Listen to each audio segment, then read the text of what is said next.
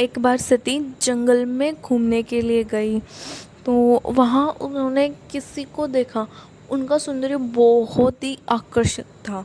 मतलब माँ सती उन्हें देखकर आकर्षित हो गई। उन्हें हुआ कि मैं इन्हीं से विवाह करना चाहती हूँ। तो जब उनको ये हुआ कि वो उनसे विवाह करेगी, और ये बात जब राजा दक्ष को पता चली कि जो माँ सती है वो किसी से विवाह करना चाहती हैं, तो राजा दक्ष प्रजापति को यहाँ तक कोई समस्या नहीं थी। जब उन्हें लेकिन पता चला कि वो किसी अघोरी से विवाह करना चाहती है, तब राजा दक्ष प्रजापति को बिल्कुल अच्छा नहीं लगा। राजा ने नहीं चाहा कि सती उनसे विवाह करे, लेकिन सती ने जिद की कि भाई नहीं, वो उन्हीं से विवाह करे। तो राजा दक्ष ने उनको कहा कि नहीं, वो तो इसको अपने जीवित रहते कभी नहीं होने देंगे। सती का विवाह शिव के साथ नहीं होगा। लेकिन सती ने कहा नहीं, वो विवाह करेगी तो शिव से विवाह करेगी, क्योंकि वो उन्हें अपना पति मान चुकी है। लेकिन तब सती ने निश्चय किया कि वो राजमहल को छोड़ के चली जाएगी शिव के पास। वो जब वहाँ से जा रही थी, तब राजा दक्ष ने कहा कि वो उनसे विवाह ना करे, वो अपनी इस जिद को छोड़ दे। आप सभी ने ना एक कहानी देखी होगी सोशल मीडिया पर, यूट्यूब पर, कहीं भी इंटरनेट पर देखी होगी।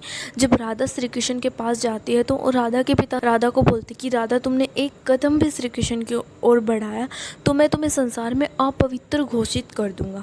एक्चुअली ना ये कहानी राधा के लिए नहीं है, क्योंकि जब राधा को पता चला कि श्री कृष्ण का विवाह हो चुका है, तब राधा स्वयं विवाह भी नहीं करना चाहती थी। और भी हमारे हिंदू धर्म में ऐसे बहुत सारे नियम हैं जिनके कारण ये सब हुआ। तो ऐसी स्थिति तो आ ही नहीं थी कि राधा को ये बात बोली गई कि तुम राधा श्री कृष्ण के पास नहीं जाओगे। अगर तुम श्री कृष्ण के पास गई तो तुम्हें समाज के अंदर अपवित्र घोषित कर दिया जाएगा। लेकिन हमें इतनी डीप नॉलेज होती नहीं है।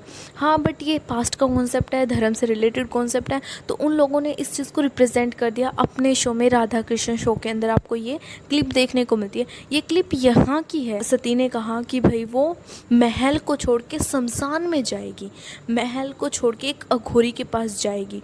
तो उन्होंने कहा कि अगर उन्होंने अपनी जिद को नहीं छोड़ा और वो उनके पास चली गई ना, तो उन्हें अपवित्र घोषित कर देंगे समाज में, क्योंकि शमशान में तो लड़कियां वैसे भी नहीं जाती और शिव रहते ही शमशान के अंदर थे। तो इसलिए राजा दक्ष ने कहा था कि अगर वो एक बार वहाँ चली गई ना, तो उन्हें अपवित्र घोषित कर देंगे। और जब आपको थोड़ा बहुत तो कहानी का आइडिया भी होगा, मुझे पता है कि माँ सती को यज्ञ में नहीं बुलाया गया था। क्यों नहीं बुलाया गया था? कि उन्होंने कहा था कि सती तो अपवित्र है, दैट्स द रीज़न कि उन्हें नहीं बुलाया गया। तो अब हम कहानी को शुरू करते हैं। तो राजा दक्ष ने कहा कि भाई अगर सती, तो वो समाज में अपवित्र घोषित कर दी